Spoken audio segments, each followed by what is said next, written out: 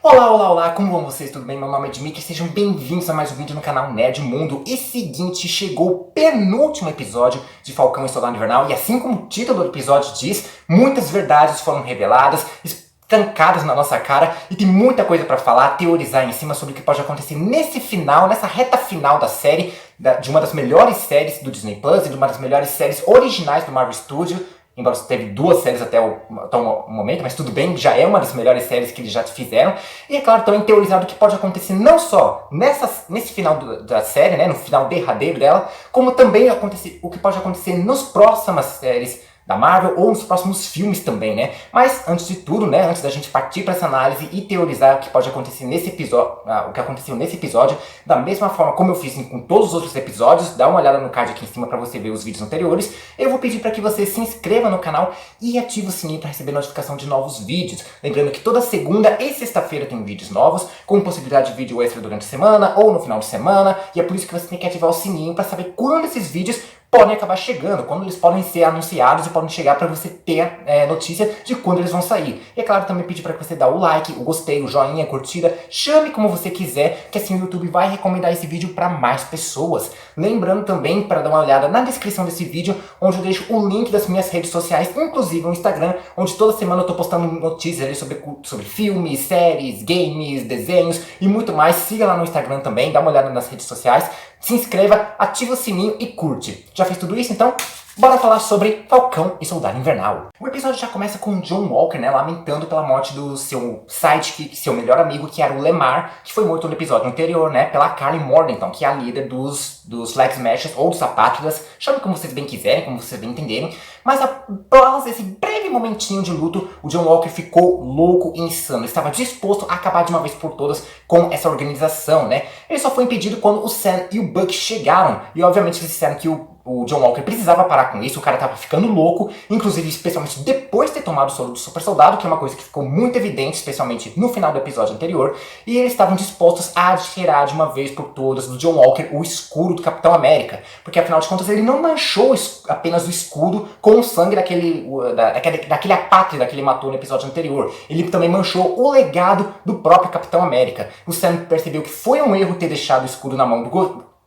mãos do governo, e os dois estavam dispostos a tirar o escudo dele. Deu muito trabalho, porque afinal de contas o John Walker já era muito bom de briga, e agora com o soro do super soldado o cara estava muito mais forte e ágil. Tanto que ele até quebrou as asas do Falcão, ele destruiu, ele despenou o Falcão ali, né? Mas os dois conseguiram tirar o escudo dele, infelizmente, ou felizmente, sei lá. Eles acabaram quebrando o braço do John Walker no meio do processo e o nocautearam. O Buck conseguiu pegar o escudo e jogar ele pro Sam, tipo, ó, toma o escudo aqui de volta e vê se não faz nenhuma besteira dessa vez, tá? Fica com ele, não joga fora de novo, né? E ali a gente vê o Sam limpando o sangue do escudo, né? Não como se estivesse limpando apenas o sangue que estava manchado no escudo, mas também o legado que o Capitão América queria deixar e acabou sendo manchado por culpa do John Walker. Enquanto isso, a gente descobre que muitos dos membros dos Apátridas foram presos, porém a Carly, que é a líder do grupo, fugiu e ninguém sabe pra onde ela foi. Ela estava muito mais escondida do que nunca agora, praticamente, né? O agente Torres, né, ou o soldado Torres, eu ainda não sei a patente dele ainda, que apareceu lá nos primeiríssimos episódios da série, ele apareceu dizendo que ia fazer o possível para poder encontrar ela, né? E no meio do caminho, o Sam acaba, o Buck se separa, o Sam e o Buck se separam, o Buck vai tomar o rumo dele, fazer alguns negócios dele lá, e que a gente já vai falar sobre isso, e o Sam, ele decide pegar o escudo e levar para um lugar onde ele acreditava, pelo menos, que o escudo merecia ficar. Enquanto isso, o Torres ficou com as asas quebradas do Falcão, e o Sam até disse que ele podia ficar com isso. O que é uma coisa interessante, porque esse Torres aí também existe no original dos quadrinhos, e ele foi o cara que assumiu o manto do Falcão, de certa forma, depois que o Sam assumiu o manto do Capitão América nos quadrinhos. Então talvez seja uma pista aí que daqui a pouco a gente vai ver sim o Sam se tornando o novo Capitão América, e o Torres aí pode ser o novo Falcão praticamente, né? Pelo menos é o que a série deixa entender. O John Walker, enquanto isso, ele foi levado a julgamento, né? Afinal de contas, ele matou um estrangeiro em terras estrangeiras, ele não tinha permissão ou jurisdição para poder fazer esse tipo de coisa. Então ele foi levado a julgamento, não foi preso, mas ele perdeu a patente de Capitão América, algo que ele achava, ele estava fascinado para ser um novo Capitão América, uma versão melhorada que precisava fazer aquilo que acreditava que precisa ser feito para poder fazer um serviço bem feito ali, né? Mesmo que tenha que sujar as próprias mãos, ou no caso, um escudo, né? Ou um legado até mesmo, né? E, inclusive, ele perdeu todos os direitos que ele tinha, todos os benefícios que ele tinha como militar ou soldado, seja lá como funciona isso, né? E ainda ficou devendo para os Estados Unidos, para o governo dos Estados Unidos, um escudo feito de vibrânio. O cara perdeu tudo e ainda ficou devendo ainda por cima. Após o julgamento, John Walker recebeu uma visita da Condessa Valentina Allegra de Fontaine, né? Que nos quadrinhos, pra quem não sabe, ela é uma das melhores e maiores espiãs do universo Marvel, se não a melhor e maior espiã do universo Marvel. Melhor até do que o Nick Fury, praticamente, né? Ela é praticamente uma versão 2.0 feminina do Nick Fury. Os dois até chegaram a ter um relacionamento, mas é só por um tempo, né? Inclusive, ela até enganou a Hydra, né? A organização Hydra, e se tornou a Madame Hydra por um tempo, né? Se tornou uma das chefonas, uma das cabeças da organização, né? Então, com certeza, é um personagem com muito potencial que a Marvel não jogaria assim de qualquer jeito. Ela vai ter um potencial para ser explorado no futuro do MCU, tanto nas séries quanto também nos cinemas, provavelmente, né? E aparentemente ela teve um interesse no John Walker, ela viu que o cara tem um certo potencial ali. Então, muito provavelmente, o que a série dá a entender nessa cena, pelo menos, é que a Condessa aí está dando uma de Nick Fury, que nem ele fez lá no início do MCU, e recrutando pessoas como John Walker, né, provavelmente pessoas extraordinárias, para montar o seu próprio grupo de Vingadores ali, praticamente. Talvez uma versão até piorada dos Vingadores, que não tem medo de sujar as mãos e fazer trabalho sujo ali, como o próprio John Walker mostrou fazer no último episódio, né? Não se importa, tipo, manchar um legado inteiro matando uma pessoa, cometendo assassinato. Pelo menos é o que dá a entender nessa cena com a participação dela. Porque é uma personagem com muito potencial, aparentemente, né? Conforme nos quadrinhos, eu expliquei aqui. E, obviamente, ela vai ter um grande papel. Talvez até apareça no episódio seguinte, né? No último episódio, numa cena pós-crédito. Ou até nas próximas séries aí. Vai saber. Ela tem um potencial aí. E, com certeza, a Marvel não apresentou ela simplesmente para jogar ela fora. Falando em gente sangue ruim, adivinha quem volta das caras? O próprio Barão Zemo. Após aquele caos ali entre John Walker e as Dora Milaje, o cara aproveitou para fugir e ele estava em Sokovia, né? Ele foi visitar um memorial de Sokovia, né? E adivinha quem encontrou ele lá? O próprio Bucky Barnes, né? O Zemo tenta convencer ele que só existe um jeito de acabar com os Flag Smashers, que é acabando com a Karli de uma vez por todas. Mas o Bucky ele não quer fazer isso, ele sabe que não é o melhor para fazer, não é o ideal. Tanto que ele até aponta uma arma pro Zemo, aperta o gatilho, só que não tem balas ali. Porque ele quer provar que ele não é mais um assassino, ele não é mais aquele soldado invernal, né? Inclusive, ele trouxe com ele a Ayo e as outras Dora Milaje para levar o Zemo de volta para a prisão. Só que dessa vez ele não foi para a prisão onde ele estava, ele também nem foi levado para Wakanda, ele foi levado para Balsa, que é aquela prisão no meio do oceano que a gente viu em Guerra Civil, né? Inclusive, a Ayo deu um certo pedido, né? Ela recomenda, não um pedido, uma recomendação pro Bucky dele não voltar a pisar os pés em Wakanda por um tempo. Provavelmente porque Wakanda ajudou ele, deu um braço novo, deu um lugar para ele ficar por um tempo, e o cara simplesmente solta o cara que matou o rei de Wakanda, o rei deles. Provavelmente o resto da população ele tá meio brava com ele, provavelmente. Então foi uma recomendação para ele não pisar ali por um tempo, deixar o assunto esfriar. Pelo menos pode ser isso, né? É uma possibilidade. Mas antes das Dora Milaje irem embora, o Bucky pede mais um favorzinho para elas, que a gente já vai falar um pouco disso. O Sam ele voltou para Baltimore visitar o Isaiah Bradley com a intenção de entregar o escudo, né, o escudo de vibrânio, o escudo do Steve Rogers para o Isaiah, porque para ele o Isaiah deveria ser a pessoa mais adequada para ser o Capitão América, né? Porém, o Isaiah não queria mais saber de escudo, vermelho, branco e azul, estrelas, listras, especialmente depois do que o governo dos Estados Unidos fez com ele. E foi aí então que o Isaiah contou toda a sua história como Capitão América ali, praticamente, como o que o governo fez que ele ficou tão amargurado assim. Já contei aqui mais ou menos como é a história do Isaiah Bradley nos quadrinhos, se eu não me engano acho que foi no episódio 2 de Falcão e Soldado Invernal. Qualquer coisa, dá uma olhada nos cards aqui em cima, que todos os vídeos de Falcão e Soldado Invernal estão aqui em cima. Mas praticamente a sua história na série é bem similar nos quadrinhos. Ele, junto com vários outros soldados negros, receberam doses diferentes do soro do super soldado, né? Soros de teste praticamente, né? E eles disseram pro Isaiah e pros outros que era só vacina contra tétano, né? Depois disso, o Isaiah, junto com todas essas pessoas, foram levados à batalha, num confronto ali, numa guerra, e o Isaiah foi o único sobrevivente. Ele até tentou ajudar os outros, tentou salvar o seu pelotão ali, mas não deu certo e ele acabou sendo o único sobrevivente, né? E ao invés de ser condecorado por essa honra, por essa coragem, o cara foi preso e feito de experimentos nele para tentar ver por que o soro funcionou nele e não nos outros soldados, né? Vamos lembrar que eles estavam tentando recriar o soro do super soldado que deu certo com o Steve Rogers. E eles não fariam esse tipo de teste em pessoas brancas, ainda mais naquela época, né? Então pessoas negras sempre eram usadas como cobaias, e infelizmente isso não é um tipo de coisa que acontecia só em séries ou quadrinhos, infelizmente acontecia muito também na vida real, né?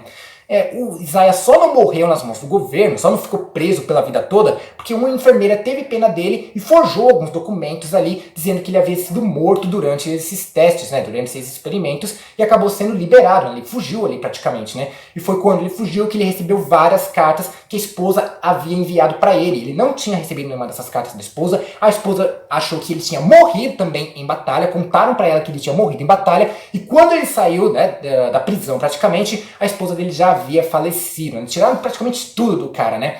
E ele não queria aceitar o escudo do Capitão América, porque aparentemente ele não queria nada com um governo que simplesmente caçou, não só ele, mas como as outras pessoas negras por toda a história praticamente, né? O Sam até queria convencer, ele dizia que podia ligar para pessoas, podia entrar em contato com algumas pessoas, mas tipo assim, o cara é um super soldado escondido durante muito tempo. O governo achou que esse cara havia morrido e descobre que ele na verdade está vivo e iam caçar ele, tanto por ser um Capitão América negro, né, que aparentemente aos olhos do Isaiah ninguém queria ver um Capitão América negro, como também afinal de contas o cara tinha informações sobre o governo que podiam vazar para todo mundo, eles não iam deixar esse tipo de coisa acontecer. Uma coisa que a gente vê muito nesses filmes de espionagem é que quem tem informação do governo não pode ficar vivo, é uma coisa certa. Então, além da questão do racismo, ainda tinha essa questão também sobre vazamentos de informação aí que o governo não queria que o resto do mundo soubesse, né? Após essa conversa, o Sam voltou para casa e ele descobriu que a irmã dele não queria vender aquele barco que era dos pais dele, né? Porque praticamente é o legado da família deles ali. Então o Sam ele decidiu ligar para todo mundo ali na comunidade, cobrar alguns favores que eles estavam devendo aos pais do Sam, e todo mundo ali se juntou para consertar esse barco, né? Até o Bucky apareceu ali para dar uma ajudinha, né? Inclusive com um presentinho ali, que foi aquele favor que ele pediu para os wakandanos, né? Pediu para Ayo e o povo de Wakanda ali, que a gente já vai falar um pouco disso. Depois de um tempo ali consertando o barco, tanto o Sam quanto o Buck, né, começaram a treinar com o escudo do Capitão América, especialmente o Sam. E apesar dos dois não assumirem uma amizade ali, os dois estavam praticamente vivendo um bromance. Eles falavam que são só colegas, só tem um amigo em comum, mas os dois estavam começando ali um bromance praticamente. Inclusive, um ajudou o outro, um desabafou com o outro. O Sam, tanto pelas dúvidas de assumir o escudo do Capitão América, não só por causa do legado que ele trazia do Steve, mas também por causa daquela dúvida que o Isaiah deixou, né, dizendo que ninguém queria ver um Capitão América negro, como também o Buck, que ainda é assombrado pelo seu passado como um soldado invernal. Ele ainda tem os pesadelos, ele não contou para o terapeuta que tinha pesadelos, só pro Sam, né, mas os dois perceberam que eles precisavam parar de se espelhar no Steve, parar de se comparar com ele, e sendo que eles realmente eram.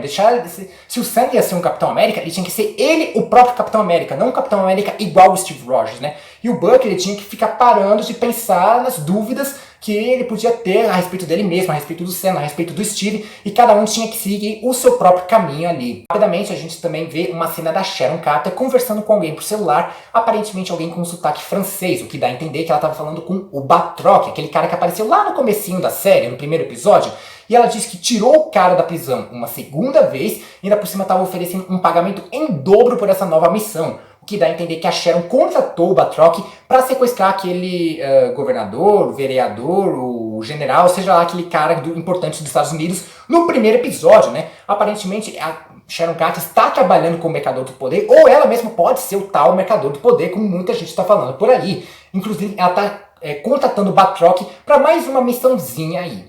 Reforça a ideia da Sharon estar trabalhando com o Mercador do Poder, ou ela ser o Mercador do Poder, é o fato de que o Batroc foi ajudar justamente, né, ela contratou o Batroc para ajudar os apátridas, né, ele não estava nem aí para a causa, nem a Sharon também, o Batroc só queria ter uma chance de se vingar do Sam, matar o Sam de uma vez por todas, por ter sido preso várias vezes por ele, né, e a Karli estava pronta ali para realizar um grande golpe, um grande atentado ali, para acabar de vez com as barreiras, para acabar de vez com essa chance de reerguer as fronteiras aí do mundo. E a série já acaba com a Karli, né, colocando seu plano em ação contra o CRG, né, que está passando por uma votação ali para acelerar o processo de reerguer as fronteiras do mundo, né, fazendo com que milhões de refugiados fossem mandados de volta para os seus países de origem, uma coisa que era arriscado de se fazer. não tinham recursos para ainda, eles não estavam prontos para esse tipo de coisa, e a Kali realmente estava pronta para acabar de uma vez por toda com o CRG, acabar de uma vez por toda com as fronteiras, enfim, ela estava pronta para dar o grande golpe, o grande ataque, né? E a série acaba com o Sam abrindo aquele presente ali dos wakandanos, aquele presente que o Buck conseguiu de Wakanda, né? O que era aquele presente, a gente não sabe. Pode ser um novo par de asas que foi destruído pelo John Walker? Pode ser, mas também pode ser também um novo uniforme perfeito ali para o Sam Wilson, não um uniforme de Falcão, mas um uniforme oficial de Capitão América. Pelo menos é o que dá a entender, é uma possibilidade e é o que mais faz provável, né? Então provavelmente no último episódio a gente já vai ver o Sam Wilson usando o escudo do Capitão América e também o uniforme assumindo finalmente o manto de Capitão América.